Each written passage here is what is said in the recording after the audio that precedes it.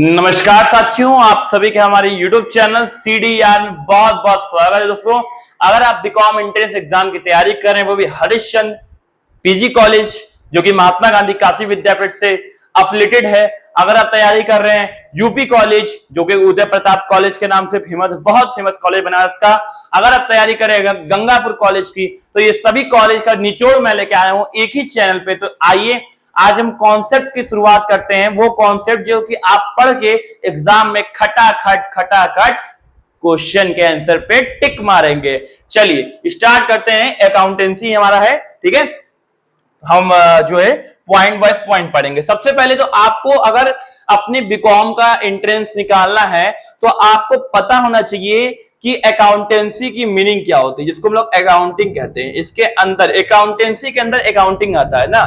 Accountancy बहुत broad subject है, लेकिन उसके अंदर एक छोटा सा टॉपिक आता है अकाउंटिंग।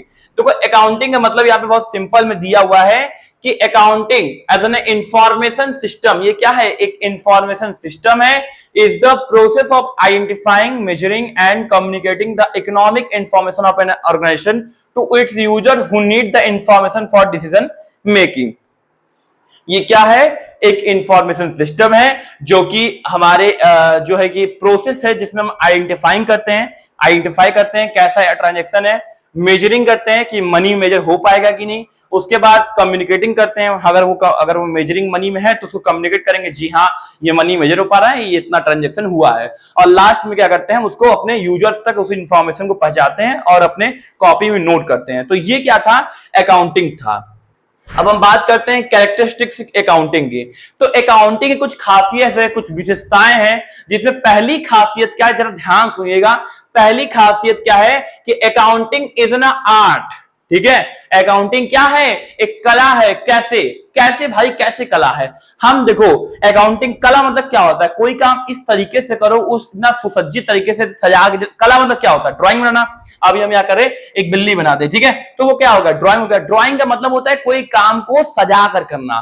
तो अकाउंटिंग भी उसी से कहता है कि भाई मेरे को सजा कर रखो, मेरे को बिगाड़ के रखोगे तो मैं तुम्हें इंफॉर्मेशन नहीं दे पाऊंगा। तो उसको सजा कर सुव्यवस्थित तरीके से रखना ही क्या है, कला कहलाता है। दूसरा क्या है, accounting record the transaction in terms of money. ये भाई बहुत बड़ी पॉइंट है कि जो अकाउंटिंग टर्म्स को रिकॉर्ड करता है, ट्रांजैक्शन को रिकॉर्ड करता है, वो मनी में रहना चाहिए। मनी में मेजर होगा तब वो रिकॉर्ड करेगा।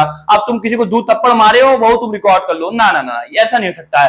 सिर्फ और सिर्फ वही ट्रांजैक्शन रिकॉर्ड होगा जो मनी में मेजर कर सके। अब मनी का मतलब ये नहीं कि तुम्हारे यहाँ दुकानदार ग्राहक बन के आया, उसको 2 बिस्कुट खिला दिए 10 रुपए का, वो लिखो, ऐसा नहीं। वो तुम्हें उसकी अतिथि देवो भव वाला सुने हो ना, वो तुमने किया। गेस्ट आया, गेस्ट को आपने चाय पानी करवाया, अपना कस्टमर बना के बेचा।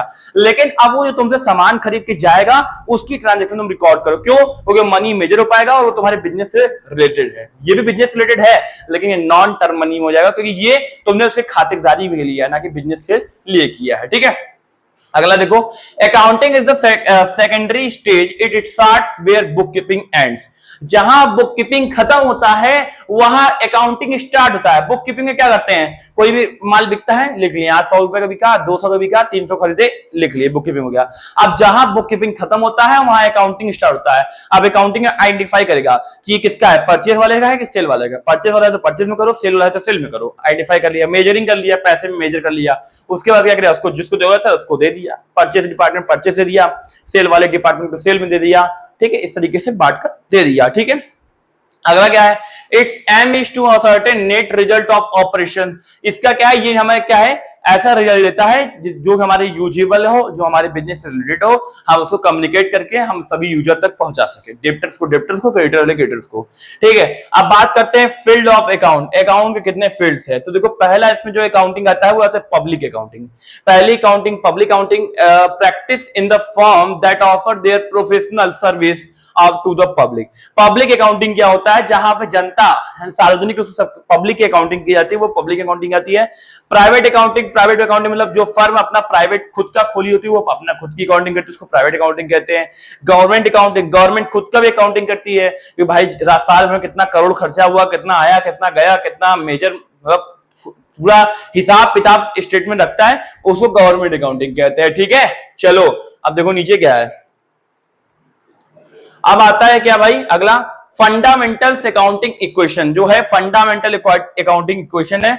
अब देखो यहाँ पे कितने अकाउंटिंग इक्वेशन है, एक दो अकाउंटिंग इक्वेशन है। पहला तो आपका एसेट बराबर लायबिलिटीज, जितना संपत्ति उसके बराबर दायित्व होनी चाहिए। दूसरा आपका एक आता है एसेट्स बराबर लायबिलिटीज प्लस कैपिटल, संपत्ति बराबर दायित्व प्लस पूंजी। दायित्व और पूंजी को जोड़ दोगे तुम्हारी संपत्ति आ जाएगी। ठीक है, सपोज करो तुम्हारे पास संपत्ति 1 लाख की है और पूंजी तुम्हारा है, कैपिटल जो है वो तुम्हारे पास 70,000 का है और लायबिलिटीज कितने की है, 30,000 की। तो उन दोनों को जोड़ो कितना हुआ, 1 लाख, 1 लाख बराबर 1 लाख। ठीक है, चलो आगे देखो जरा ध्यान से। अब आता है अकाउंटिंग कॉन्सेप्ट। अब देखो अकाउंटिंग कॉन्सेप्ट में पहला कॉन्सेप्ट आता है बिजनेस एंटिटी कॉन्सेप्ट। देखो ये कॉन्सेप्ट क्या बोलता है, according to the concept business is treated as a unit of entity separate and distinct from its owner, creditors, managers and others। देखो व्यवसाय का जो ये अवधारणा है, बिजनेस की जो एंटिटी कॉन्सेप्ट है, ये कहती है कि भाई मैं बिजनेस खुद में बोल रहा हूं कि मेरे को मालिक से अलग रखो और मैं मालिक से अलग रहूंगा। मतलब मालिक अलग रहे और फर्म अलग रहे, क्योंकि मालिक और फर्म एक हो जाएंगे तो मालिक अपने मनमानी करेगा। और जब उसको घर में शादी पड़ी, 50,000 पड़ा, लेगा बिजनेस से, घर में बच्चे हुए, चॉकलेट खरीदना है, 10 रुपए निकाल लिए। ऐसा नहीं करना है, ऐसा करोगे तो तुम्हारा बिजनेस तो लॉस में चल जाएगा। तो इसलिए बोलता है कि तुम अपने घर का खानदानी अलग रखो और बिजनेस का बिजनेस रखो। हमारे बिजनेस से 1 रुपया नहीं लेना है, तुम्हारा जितना मेहनताना होगा वही तुमको मिलेगा, हमारा जो बाकी दायित्व हम खुद देख लेंगे, तुम्हें इसमें से पैसा हाथ डालने की जरूरत नहीं। ये बिजनेस बोलता है। ठीक है, आप अगर दुकान खोलोगे तो क्या करोगे, डेली 100 रुपए निकालोगे। अगर डेली 100 रुपए तुम निकालोगे खर्चा के लिए, तो एक दिन ऐसा आएगा जब दुकान खाली हो जाएगा और तुम बोलोगे वाह भाई वाह, पैसा तो बचा ही नहीं। चलो ध्यान से अगला देखो, money measurement concept. Money measurement concept क्या कहता है, मुद्रा मापन की अवधारणा। ये कॉन्सेप्ट क्या कहता है कि जो भी ट्रांजैक्शन बिजनेस से रिलेटेड हो और उसको मनी मेजर किया सकता है, वो मनी मेजरमेंट कॉन्सेप्ट में आता है। तीसरा क्या है, going concern concept. Going concern concept, ये कॉन्सेप्ट क्या कहता है, अगर आज हमने बिजनेस खोला है तो हम ऐसा मानते हैं कि जब तक हम हैं तब तक बिजनेस हमारा चलता रहेगा, कंटिन्यूअसली चलता रहेगा, रुकेगा नहीं। ऐसे कॉन्सेप्ट को गोइंग कंसर्न कॉन्सेप्ट कहते हैं। क्या तुम कोई दुकान खोलोगे तो तुम आज खोले तो क्या चाहोगे, कल बन जाए, नहीं, तुम्हारी सोच रहेगी जब तक मैं हूं तब तक ये बिजनेस चले और आगे हमारा लड़का चलाए। ऐसी कॉन्सेप्ट को गोइंग कंसर्न कॉन्सेप्ट कहते हैं। जब ध्यान से आगे देखो, कॉस्ट कॉन्सेप्ट। कॉस्ट कॉन्सेप्ट क्या कहता है भाई, कोई भी कॉन्सेप्ट, कॉस्ट कॉन्सेप्ट मतलब लागत अवधारणा। लागत अवधारणा ये बताता है कि हम बिजनेस में जितनी भी कोई, अगर हम ये पेन बना रहे हैं तो पेन में कितना डायरेक्ट एक्सपेंस हुआ, कितना इनडायरेक्ट एक्सपेंस हुआ, जितने प्रकार के खर्चे हुए वो सभी खर्चों को दिखाना ही क्या है, कॉस्ट कॉन्सेप्ट के अंडर में आता है, चाहे वो डायरेक्ट हो चाहे इनडायरेक्ट हो। अगला अकाउंटिंग पीरियड कॉन्सेप्ट। आपको पता है कि जो हमारा जीवन में जो हमारे समय होता है, हमारे पास साल भर का 365 दिन होता है और अगर हम चाहें तो कभी भी अपने अकाउंटिंग बिजनेस कर सकते हैं, लेकिन हमारे लिए एक सिस्टम लागू हुआ है बिजनेस में जो फॉलो किया जाता है टर्म को, वो है 365 दिन का। और फाइनेंशियल ईयर 2 ईयर होता है, एक होता है फाइनेंशियल ईयर जो कि बिजनेसमैन फॉलो करते हैं, एक होता है आपका नॉर्मल ईयर जिसकी नॉर्मल सभी लोग करते हैं। फाइनेंशियल ईयर कब से कब होता है, 1 अप्रैल से 31 मार्च, और नॉर्मल ईयर कब से कब होता है, 1 जनवरी से 31 दिसंबर। ठीक है ना।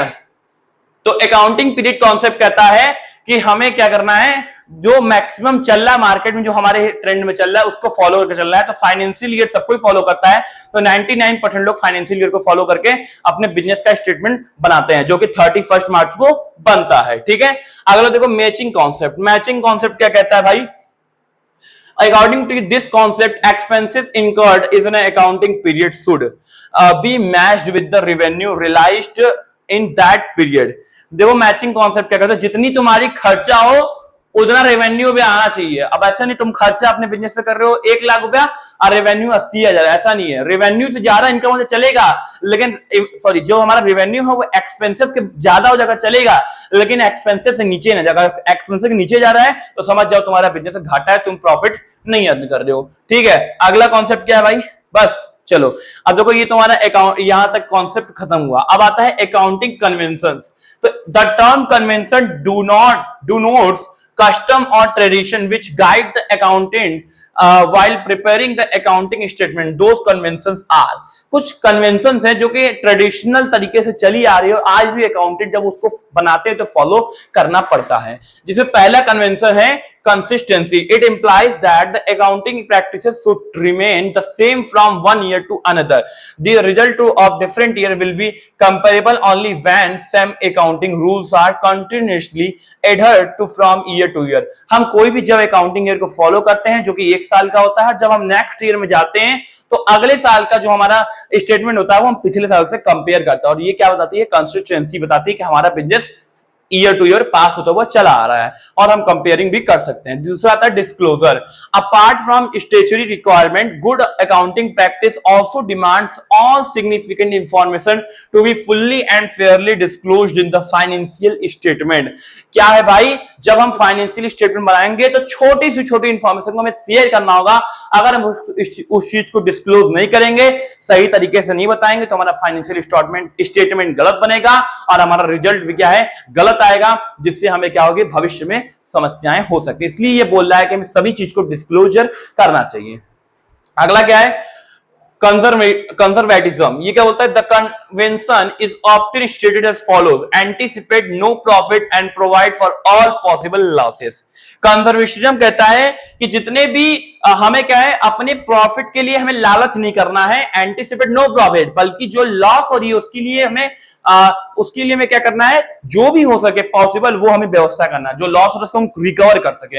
हम लालच के लिए अपना लाभ नहीं टपकाएंगे, हम उसके लिए लॉस होने के लिए सोचेंगे। पहले हमारा दिमाग देना चाहिए कि अगर हमें लाभ हो सकता है तो लॉस भी हो सकता है, तो लॉस जो होगा उसके लिए हमें भी व्यवस्था करनी है। ठीक है, अब अगला आता है materiality. As per this convention, accountant should report only what is material and ignore insignificant details while preparing the final accounts. देखो, मैटेरियलिटी में क्या कन्वेंशन बोलता है कि जितने भी अकाउंटेंट्स हैं जब वो अपना रिपोर्ट सबमिट करते हैं तो उस समय जो जितने भी कंपनी में जो भी प्रोडक्ट होते हैं, मटेरियल लगते हैं, वो सभी मटेरियल को क्या करना है, लेना है, लेकिन जो कुछ उसका वेस्ट है उसको इग्नोर करना है, क्योंकि वो हर प्रोडक्ट में होता है, तो उसको इग्नोर करना है। और ये क्या बोलता है, मैटेरियलिटी बताता है। तो चार कितने अकाउंटिंग कन्वेंशन थे, 1 2 3 4, कंसिस्टेंसी, डिस्क्लोजर, कंजर्वेटिज्म, मैटेरियलिटी। अब आता है टाइप्स ऑफ अकाउंट। तो टाइप्स ऑफ अकाउंट देखो कितने तरह के अकाउंट होते हैं। सबसे पहला आता है, there are 3 types of account. आपको पता है 3 अकाउंट होते हैं, पर्सनल, रियल, नॉमिनल। पता है पर्सनल अकाउंट क्या होता है, सबको पता होगा, फिर भी हम पढ़ रहे हैं। This account show the transaction with customers. ये क्या है, ट्रांजैक्शन विद कस्टमर्स को शो करते हैं, जिसमें customer, supplier, money lender, bank owner, like natural persons, partnership form account, companies account, bank account, clubs account, companies insurance account, interest prepaid account, outstanding salary account. ये सब आता है किसमें, personal account में आता है, जो कि नेचुरली हो, या आपका कंपनी हो गया, पार्टनरशिप फर्म हो गया, चाहे वो क्लब अकाउंट हो गया, बैंक अकाउंट हो गया, कंपनी इंश्योरेंस अकाउंट, ये सब किसमें आता है, पर्सनल अकाउंट। रियल अकाउंट क्या होता है, these are accounts of such thing which are either tangible और इनटेंजिबल। मतलब या तो टेंजिबल होंगे, जो दिखता है वो उसको टेंजिबल कहते हैं, जो नहीं दिखता है इनटेंजिबल। संपत्ति क्या है, 2 तरह की होती है, वो 2 तरीके के हो सकते हैं, like furniture account, cash account, goodwill account, patent right. सबको पता है ना, जो चीज हमारा हो गया, जैसे हम कोई बुक लिखे हैं, बुक हमें पेटेंट करवा लिया, अब कोई और कॉपीराइट नहीं कर सकता है, इसको कहते हैं नॉमिनल अकाउंट। जितने भी खर्चे होते हैं उसको डेबिट साइड, जितने प्रॉफिट उसको क्रेडिट साइड। तो आज हम इसको यहीं पे रोकते हैं, अब अकाउंट के आगे हम अगले वीडियो में कंटिन्यू करेंगे। ठीक है, आज के लिए इतना ही। आप सभी को जय हिंद। अगर आप बीकॉम एंट्रेंस एग्जाम की तैयारी कर रहे हैं, चैनल को सब्सक्राइब कर लीजिए, लाइक कर लीजिए। डेली आपको एक कॉन्सेप्ट और वीडियो के साथ मिलेगा। जय हिंद।